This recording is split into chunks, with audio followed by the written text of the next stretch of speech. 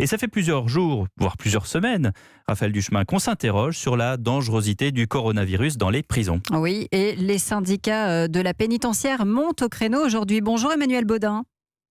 Bonjour. Merci d'être en direct avec nous sur Europe 1. Secrétaire national de FO pénitentiaire, vous êtes le syndicat majoritaire chez les gardiens de prison. Est-ce qu'il y a des mesures qui sont prises justement vous concernant ?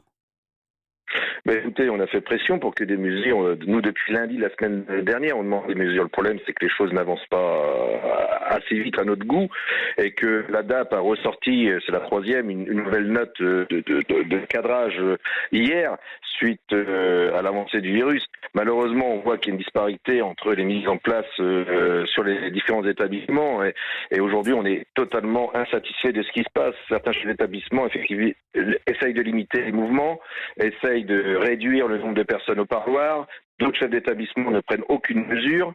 Donc nous, aujourd'hui, là où on est très inquiet, et ce qu'on espère, c'est que ce soir, rapidement, on va demander, le président va annoncer un confinement général et total afin de mettre les prisons sous cloche. Et puis, est-ce que vous avez besoin de matériel aussi ? Vous avez parlé de la direction de l'administration pénitentiaire, la DAP, mais est-ce que vous avez justement du matériel pour les gardiens de prison, pour tous les personnels ?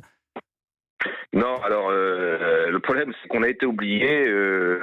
Vous avez été oublié, c'est ce que vous dites. Hein. Voilà, on a oublié les prisons, les surveillants, c'est-à-dire qu'on n'avait pas prévu de masques, de gel pour les personnels pénitentiaires.